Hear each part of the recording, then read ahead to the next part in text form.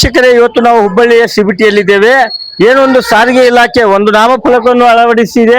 ಧೂಮಪಾನ, ಮದ್ಯಪಾನ, ತಂಬಾಕು ಸೇವನೆಯನ್ನು ನಿಷೇಧಿಸಲಾಗಿದೆ ಅಂತೇಳಿ ನಾಮಫಲಕ ಹಾಕದಂತ ಸಾರಿಗೆ ಸಂಸ್ಥೆಯವರೇ ಈಗ ಇಲ್ಲಿ ಬನ್ನಿ, ಬಸ್ ಮೇಲೆ ವಿಮಲ್ ಜಾಹೀರಾತು ಹಾಗೂ ಗುಟ್ಕಾಗಳ ಜಾಹೀರಾತನ್ನು ಹಾಕ್ತಾ ಇದ್ದಾರೆ. ಇದರಿಂದ ವಿದ್ಯಾರ್ಥಿಗಳು ತಮ್ಮ ಆಕ್ರೋಶವನ್ನು ಕೂಡ ಈಗಾಗಲೇ ವ್ಯಕ್ತಪಡಿಸ್ತಾ ಇದ್ದಾರೆ. ಕೇವಲ ವಿದ್ಯಾರ್ಥಿಗಳು ಮಾತ್ರವಲ್ಲದೆ ಬೇರೆ ಬೇರೆ ಸಂಘ ಸಂಸ್ಥೆಗಳು ಕೂಡ ಈಗ ಆಕ್ರೋಶವನ್ನು ವ್ಯಕ್ತಪಡಿಸ್ತಾ ಇದ್ದಾರೆ. ಎಲ್ಲೋ ಒಂದ್ ಕಡೆ ಯುವಕರನ್ನು ದಾರಿಯನ್ನು ತಪ್ಪಿಸುವಂತ, ವಿದ್ಯಾರ್ಥಿಗಳ ದಾರಿ ತಪ್ಪಿಸುವಂತ ಕಾರ್ಯ ಸಾರಿಗೆ ಇಲಾಖೆ ಮಾಡ್ತಾ ಇದೆ ಅನ್ನುವಂತ ಒಂದು ಆರೋಪ ಹಾಗೂ ಒಂದು ಪ್ರತಿರೋಧವನ್ನು ವ್ಯಕ್ತವಾಗ್ತಾ ಇದೆ. ಇದರ ಬಗ್ಗೆ ಸಾರಿಗೆ ಸಂಸ್ಥೆ ಮುಂದೆ ಯಾವ ಒಂದು ನಿರ್ಣಯ ಕೈಗೊಳ್ಳುತ್ತದೆ ಎಂಬುದು ಕಾದು ನೋಡಬೇಕಾಗಿದೆ. ಹುಬ್ಬಳ್ಳಿ ಜೊತೆಗೆ ಲೋಹಿತ್ ಬಸವ, ಹುಬ್ಬಳ್ಳಿ.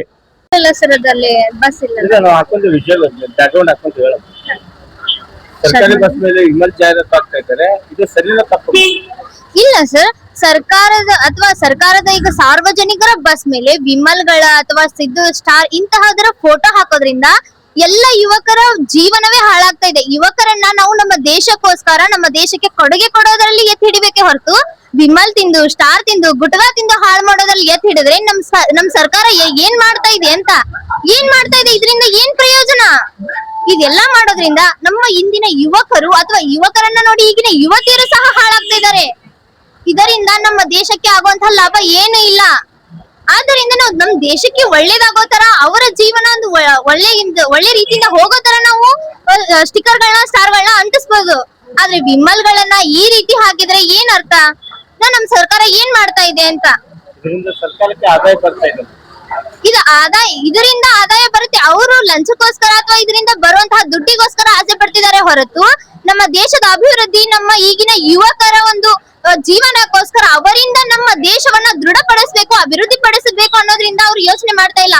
ಬರೀ ಅವ್ರಿಗೆ ಬರುವಂತಹ ಆದಾಯದ ಬಗ್ಗೆ ಯೋಚನೆ ಮಾಡ್ತಿದ್ದಾರೆ. ಇದನ್ನ ತೆಗಿಬೇಕು ಸರ್, ತೆಗಿಬೇಕು ಅಂತೀರಾ ಅನ್ನೋದ್ರಲ್ಲಿ ಏನಿಲ್ಲ, ತೆಗಿಲೇಬೇಕು. ನಮ್ಮ ದೇಶ ಅಭಿವೃದ್ಧಿ ಆಗ್ಬೇಕಂದ್ರೆ ಇಂತಹ ಕೆಟ್ಟ ಒಂದು ಸ್ಟಿಕ್ಕರ್ ಅಥವಾ ಇಂತಹ ಪೋಸ್ಟರ್ ಗಳನ್ನ ನಾವು ತೆಗಿಬೇಕು. ಇದ್ರ ಬದಲು ಒಂದು ಸೈನಿಕರ ಪೋಸ್ಟರ್ ನ ಹಾಕಿದ್ರೆ ಕೆಲವೊಬ್ಬ ಸಣ್ಣ ಮಕ್ಕಳು ಸಹ ಯೋಚನೆ ಮಾಡ್ತಾರೆ, ನಾನು ಮುಂದಿನ ತರ ಇಲ್ಲಿ ಅಂಟಿಸಿದ್ರಲ್ಲ ಇವ್ರ ತರ ಆಗಬಹುದು ಅಂತ. ಆದ್ರೆ ವಿಮಲ್ಗಳನ್ನ ಹಾಕಿದ್ರೆ ಎಲ್ಲಿ ಸರ್ ಇದು ಅಭಿವೃದ್ಧಿ, ಎಲ್ಲಿ ನಮ್ಮ ದೇಶದ ರಕ್ಷಣೆ? ವಿದ್ಯಾರ್ಥಿಗಳ ಒಂದು ದಾರಿ ತಪ್ಪಿಸ್ತಾ ಇದೆ.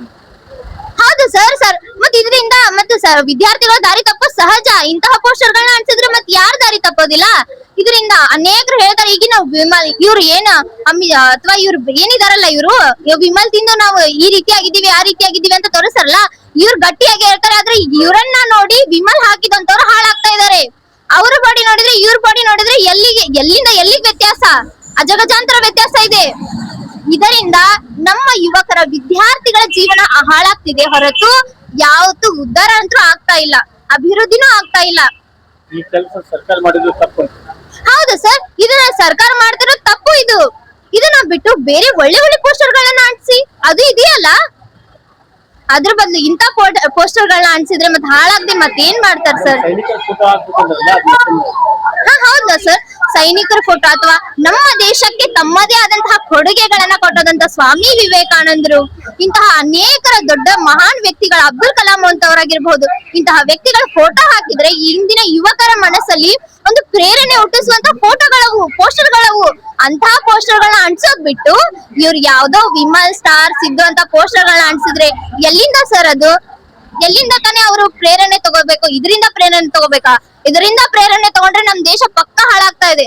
ಈಗ ತಾನೇ ಇದರಿಂದ ಪ್ರೇರಣೆ ತಗೊಂಡು ಹಾಳಾಗ್ತಾ ಇದೆ. ಆದ್ರೆ ಈ ಹಾಳಾಗೋದನ್ನ ತಪ್ಪಿಸ್ಬೇಕು ಅಂದ್ರೆ ನಾವು ಒಳ್ಳೆ ಒಳ್ಳೆ ಪೋಸ್ಟರ್ ಗಳನ್ನ ಅಂಟಿಸ್ಬೇಕು.